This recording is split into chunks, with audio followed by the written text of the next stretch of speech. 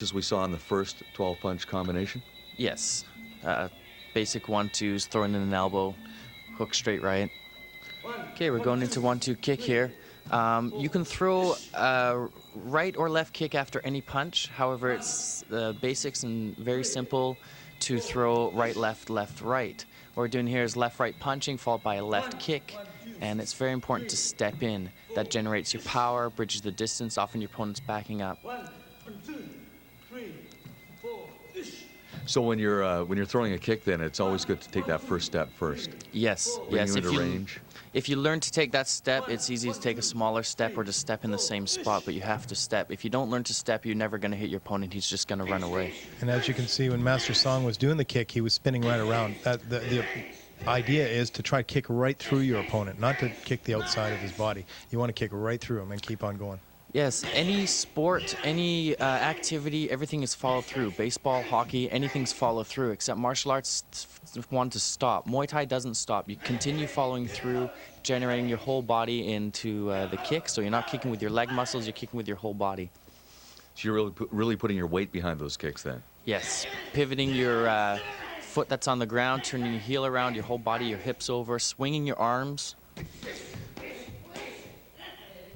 Now, is this another combination? This is just 1-2 kick, same thing. I might follow up with a couple push kicks afterwards. They're going to maybe answer back. Now, fighting in the ring, Mark, this particular situation, you would have hit your opponent a couple of times to distract him from your kicks coming up. So you punched him in the head a few times, and then you kick into the body. And then if you saw an opening for another shot, you'd take it? Yes, for sure. 1-2-3 kick, same thing here. Left, right, left, and then you're kicking with your right leg. So left, right, left punches, kicking with your right leg. Again, you can do right, right, you can do left, left. This is very simple. Notice the last step. Here, watch, we'll go through it. Stepping in, 1-2, stepping in, jab, stepping in again before the kick. That's extremely important. You can step the same spot if you have to, but you always want to step to generate your power. So basically, to learn this kick, you would just follow what Master Sing Tong is doing now and just do it that way at home. Yes. Step in, turn your hips over, let your hands swing just like you're walking or running. Don't, one stays up for cover, but let them go. So it's important to keep your hands up as you kick. One hand, yes. You let it swing. Watch the right hand here. Right hand's going back. Here, we'll go it again. Right hand and swing, right? That's balance. That's natural. Your other hand's up covering yourself. Your chin's tucked in behind your shoulder. So can you effectively cover yourself even though your right is down? Couldn't this person get you with a left? When you're tucked in with your right hand up and your chin tucked in behind your shoulder, it's virtually impossible if you do it correctly. The trick is trying to do it correctly the whole time.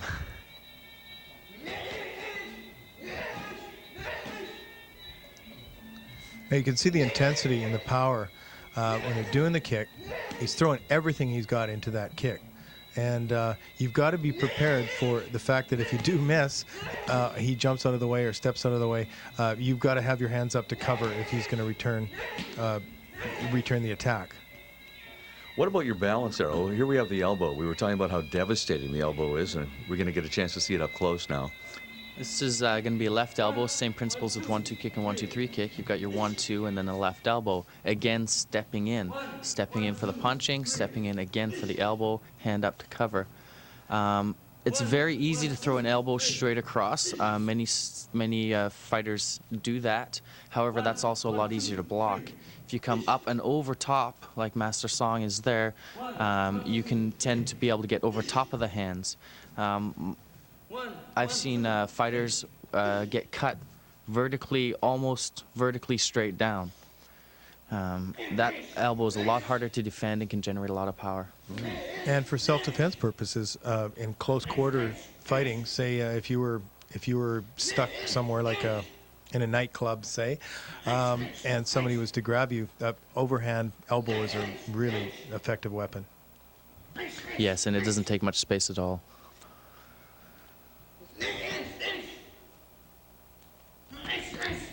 Everything in Muay Thai is hands up. Everything's balance. Everything's chin tuck it in, defense.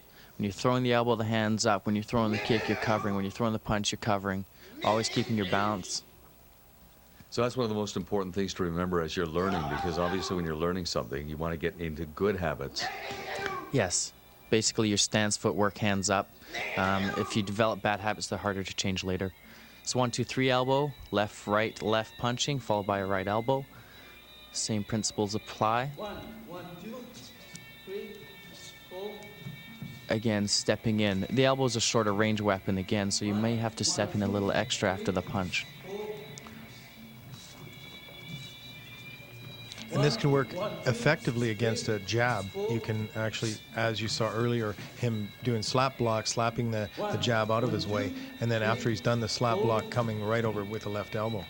Yes, parry and elbow.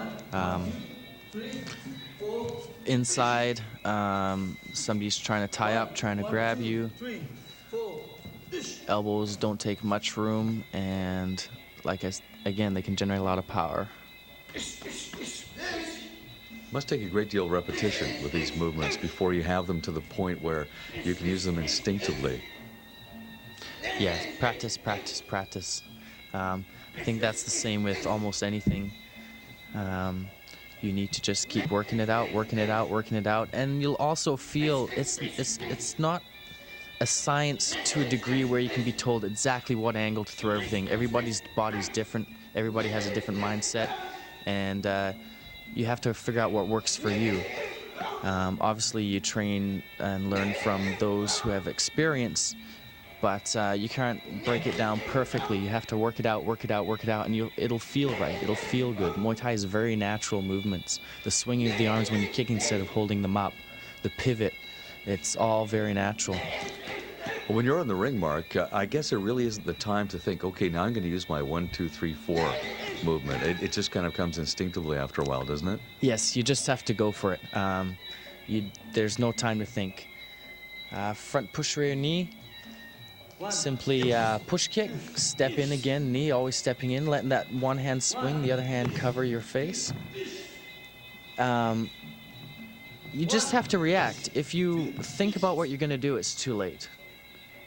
You may have plans, you may have ideas, and you should be aware of those, but if you focus on those, I think you've kind of lost it. Too distracted. Yeah.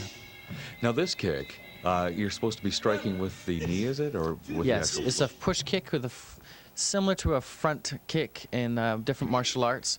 However, you're pushing through. The knee here, you see digging into the body, not coming straight up. It's important to get your hip into it and standing up on your balls of your feet. This kick doesn't seem to have the power of the previous kick, but I guess it's still effective because it's another weapon in your arsenal. It's one of the hardest strikes and one of the most painful and damaging strikes in Muay Thai. This is? Yes. Really? Yeah. The kick, it's digging straight into the body. You can generate a lot of power, get your body momentum behind it, hips into it. Push knee, just following up with the right hand, basically working on the push and knee. Once again, I notice you keep your hands up nice and high. Always, yeah. And the right hand, the covering, when you knee right side, the left hand coming in front of the face. Master Song didn't just learn this from a test and teach it this way. This is from experience. He got knocked down from not covering on a knee. And he learned his lesson, and he thought about it. How am I going to teach? How am I going to do this? How am I going to make it right? Well, Dale, you were talking about building the wall. It looks like he's using a bit of that now. Yeah, he's very good at blocking, and that's what you have to do.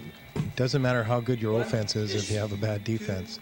And one thing, going back to the front kick, the analogy I use is that front kick is like a jab, and with your left or lead leg, and then the power is coming from your right leg after you do a knee or you do a roundhouse kick.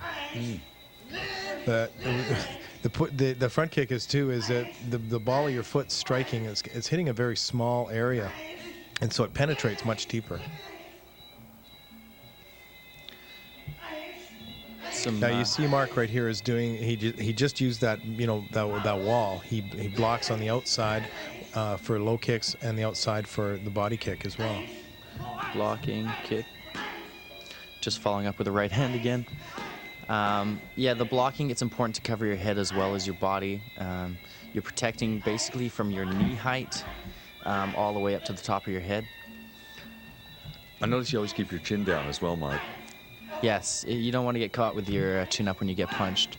Almost every single knockout I've ever seen has been the chin has not been tucked in. Yeah, and there's nerves running along the side of your chin, and it makes a very vulnerable position. Blocking kick left side, stepping kick right side. Same thing. Make sure that, again, the step in and the follow through on the kick. Making that wall. The elbow comes on the inside of the leg. Obviously, your leg's stronger than your arm. You don't want to just go point to point, otherwise you're going to be elbowing your thigh all the time. So inside as opposed to outside. Hand all the way up to the head. Standing up on the balls of your feet is balance, keeping your knees bent. Step in. And notice the next little step again. It's he's breaking it down to show you the step in, but then when he's going to go for it, naturally he wants to step in again. It's one step is the idea, but when you're doing step by step, you got to step again. Here you go. Watch the block. Covered all the way up, head covered, everything. Neck, shoulders up. Again, step in. And then we're going to step in for the, and then when he actually kicks, and naturally he's going to step in again. Stand on the balls of the feet, pivot. I guess when someone's using a kick like that, though, it does leave you a little bit off balance for a moment. You have to be careful. Once you get used to throwing it correctly and throwing it, there's, unless they do a front kick, your balance is pretty good. If they do a front kick, you can knock you right off your feet.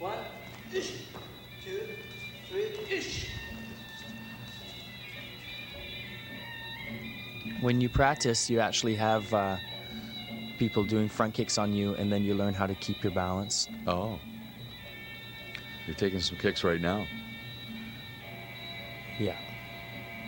We're working together. I'm making sure my elbow is not in the way of hitting his shin. That wall of defense, you can get your elbows and knees and shins in there. And it really hurts if you do a roundhouse kick and the guy gets his elbow right into your shin bone. Oh, I can only imagine. Again, with that type of kick, almost anywhere is a target. You can kick down on the calf and the knee and the thigh and the side of the body and the ribs and the arms. You can hit the neck and the head. Obviously, there's better targets than others, but the kick is so powerful, it really doesn't matter where you hit. So, Dale, what are the chances when you're doing a roundhouse type kick like that somebody actually manages to grab your leg? Happens all the time. In Thai fighting, they actually train you in competition at even at the lower levels to grab the leg, the rear leg as he's throwing it, to say right there when the kick's thrown, to grab it and then throw a punch. So you have to be fast. So as the person who's throwing the kick, you have to watch for that. Exactly. You also learn how to try not to get grabbed or how to get out of it if you are grabbed. How do you stop from being grabbed? There's different techniques in pulling back. Also, if you're kicking with full power, it's pretty scary to grab it unless you really know what you're doing. I can imagine. Yeah, it's a big gamble to grab the leg, because if he's going through with full power and you try to grab it, you're presenting a target to him. So if he hits the target and you don't grab it, you're in trouble.